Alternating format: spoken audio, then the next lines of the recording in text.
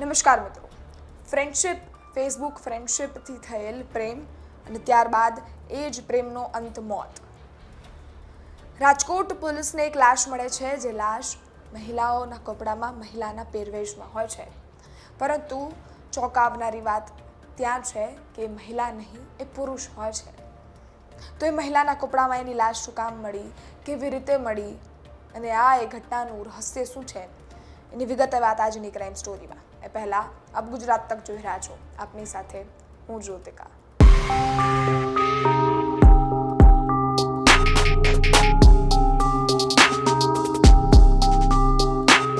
રાજકોટ પોલીસને એક જાણ થાય છે, એક રેલવે નજીક એક લાશ મળી આવે છે.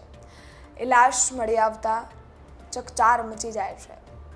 એ લાશ મહિલાના કપડામાં, મહિલાના સ્વરૂપમાં મળે છે અને ત્યારબાદ એ લાશને પોસ્ટમોર્ટમ માટે મોકલવામાં આવે છે. પોસ્ટમોર્ટમ માટે મોકલાયેલ લાશનો રિપોર્ટ્સ આવતા ચોંકાવનારો ખુલાસો થાય છે કે આ કોઈ મહિલા નહીં, આ પુરુષની લાશ છે. ત્યાંથી કહાની શરૂ થાય છે. ફેસબુકમાં એક જેવી 3 આઈડી મળે છે, 3 સેમ નામની, જેમાં મહિલાઓના ફોટા છે, એક મહિલા જેવો ફોટો છે. અને ત્યાંથી એક પુરુષ છે, એને 3 આઈડીમાંથી રિક્વેસ્ટ જાય છે. ફ્રેન્ડશિપ થાય છે. વાત ધીરે ધીરે આગળ પ્રેમમાં બદલાય છે. 3 મહિના એ લોકો એક સાથે રહે છે અને ત્યારબાદ એ લોકો લગ્ન પણ કરે છે. લગ્ન એ જ રૂમમાં એક સાથે રહેતા અને ત્યાં જ માથામાં સિંદૂર ભરતા લગ્ન કરવામાં આવ્યા. લગ્ન થયા બાદ એ જે પુરુષ મિત્ર છે એને ખબર પડી જાય છે કે આ મહિલા નથી, આ પુરુષ છે. એટલે કે જે મૃતક છે એ ગે હતા.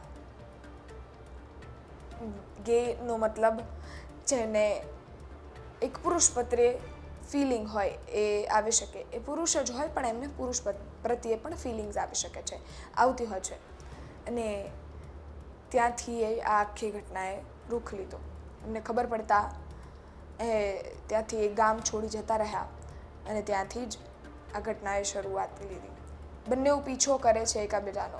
એ મહિલા છે, જે પુરુષ જ હોય છે, એમનો પીછો કરતાં એમનો ફ્રેન્ડ ત્યાં જાય છે અને છેવટે આ માથાકૂટમાં બદલાય છે. અને ત્યારબાદ એ જે પુરુષ છે એ એના પત્ની, જેમની સાથે એમને લગ્ન કર્યા હતા, જે પણ પુરુષ જ હતા, એમનું મોત નિપજાવી દે છે.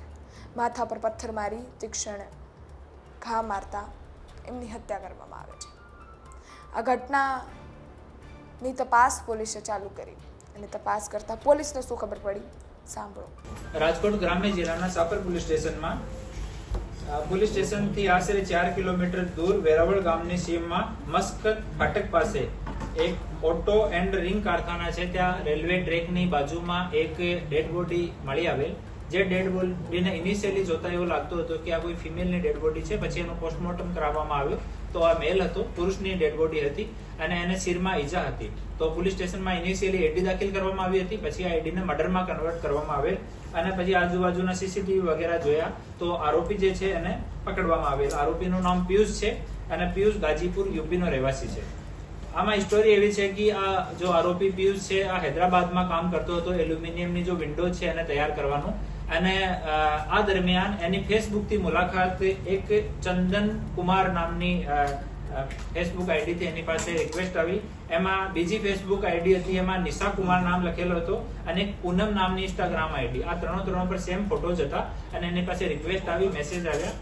ઇનિશિયલી જોતા એને એવો લાગ્યો કે પુરુષ છે કે સ્ત્રી છે, એને સમજમાં નહીં આવ્યો. પછી હું વાત કરવાનું ચાલુ કરી દીધું. પછી એ જો નિશા કુમાર કે પૂનમ છે એની સાથે મળવા માટે હૈદરાબાદ ગયા. ત્યાં 3 મહિના સુધી આ લોકો એક જ સાથે રહ્યા એક રૂમમાં. પછી લગ્ન કરવાનું વિચાર્યો તો રૂમમાં જ સિંદૂર આના માથામાં લગાડીને બંને લોકો લગ્ન કરી લીધો. અને આ જો ફિમેલ જો કહેવાય કે જો લેડી તરીકે પોતાને પરિચય આપતી હતી, આ કીધું કે અમારી વૈષ્ણો દેવીની માન્યતા છે તો ત્યાં સુધી આપણે લગ્ન નહીં કરીએ. તો 3 મહિના સુધી વેટ કરાયો. પછી સિંદૂર આપીને લગ્ન બંનેનો થઈ ગયો. લગ્ન થયા પછી આ જો આરોપી છે એને ખબર પડી કે આ તો મહિલા નથી, આ પુરુષ છે. અને પછી આ લોકો વચ્ચે ઝઘડો થયો અને ત્યાં હૈદરાબાદ છોડીને પોતાને ગામ જતો રહ્યો. પછી આ જો મરણ જનાર છે એને ગામ પાછળ એને ગામ ગયો અને ઘરે ગયો અને ઘરે જઈને ઘરે પણ વિવાદ ઉભો કર્યો. એનાથી કંટાળીને આ જો આરોપી છે ત્યાંથી ભિવાડી રાજસ્થાન આવી ગયો, ત્યાં કામ કરવાનું શરૂ કરી દીધું. પર આ માણસ પાછળ આને ભિવાડી પણ આવી ગયો. તો ભિવાડીથી છોડીને ફરીથી સાપર આવી ગયો, તો પાછળ સાપર આવી ગયો. તો અહીંયા આવ્યો તો આ બંને વચ્ચે ઝઘડો થયો. और मरण जनार છે જો હાથ ઉપર આરોપી પિયુષ છે, એનું નામ ટેટુ પણ કરાયેલો છે. તો એના દ્વારા પણ એની ઓળખ પ્રતિસ્થાપિત થઈ અને પછી અહીંયા બંને વચ્ચે ઝઘડો થયો અને પથ્થરથી શરીરમાં 2 વખત ઈજા કરીને એની મોત નિપજાવી. હાલ આરોપીને અટક કરવામાં આવ્યો છે. આરોપી પોતાનો ગુના કબૂલ કર્યો છે. પોસ્ટમોર્ટમ થઈ ગયેલ છે અને જો મૃતક છે એના પરિવારજનોને જાણ કરવામાં આવી છે. એ લોકો ઓન ધ વે છે, અહીંયા આવવાના છે અને બાકી હાલ આગળની ઇન્વેસ્ટિગેશન ચાલુ છે. 3 મહિના સુધી આ સાથે રહ્યા તો એમને ખબર ના પડી આ છે કે એને ખબર નહીં પડી. એનો નાનો ભાઈ છે, એક વખત એને સેવિંગ કરતા જોઈ લીધો તો એના હાથ ઉપર પણ આ જો મૃતક છે આ બ્લેડ મારી દીધો હતો. તો પછી ભી ગયો.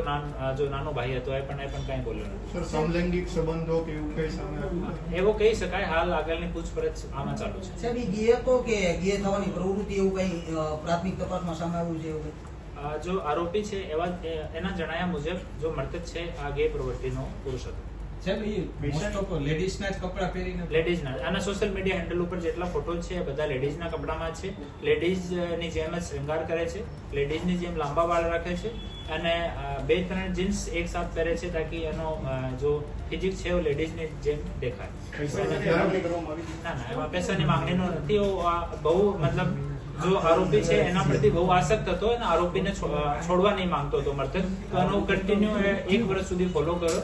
એનાથી કંટાળીને બંને વચ્ચે ઝઘડો થયો અને ઝઘડામાં શરીરમાં મારીને એની હત્યા કરી. 3 મહિના સુધી સાથે રહ્યા તો કોઈ શારીરિક સંબંધ બાંધ્યા કે એવું કઈ સામે આવ્યું? પહેલા જ્યાં સુધી લગ્ન નહીં થયું ત્યાં સુધી તો વૈષ્ણો દેવીનો હવાલો આપીને માતાજીનો એને ના પાડી હતી કે ત્યાં સુધી આપણે શારીરિક સંબંધ કે લગ્ન કે પ્રેમ એવું કંઈ વિચારવાનું નહીં. પછી જ્યારે લગ્ન થઈ ગયું એના પછી એને ખબર પડી કે સ્ત્રી નહીં આ પુરુષ છે.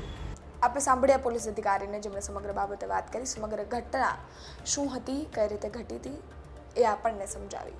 શું સમયગાળો હતો, કયા સમયગાળામાં શું ઘટના થઈ ગઈ એની પણ આપણને વાત કરી. આ જે જેન્ડર છે જેમને ગે કહેવાય છે એ પુરુષ જ હોય છે, પરંતુ એમને એક પુરુષ પ્રત્યે ફિલિંગ આવી શકે છે અને ત્યારબાદ એ એમની સાથે ફ્રેન્ડશિપ કરે છે, એમને પ્રેમ કરતા થઈ જાય છે. આ ઘટના એવી જ કંઈક હતી. એ જે પુરુષ છે એને બીજા પુરુષ પ્રત્યે ફિલિંગ આવી ગઈ, લગ્ન થઈ ગયા, પરંતુ જે પુરુષ હતો એ અજાણ હતો અને ત્યાંથી જ એ અજાણ થતાં એમને લગ્ન તો કરી લીધા, પરંતુ એ પુરુષ છે એની નારાજગી રોષમાં બદલાતા ધીરે ધીરે હત્યા સુધી પહોંચી. પોલીસે આ મામલે એ આરોપીની અટકાયત પણ કરી લીધી છે અને આ ઘટના અંગે વાત પણ કરી છે.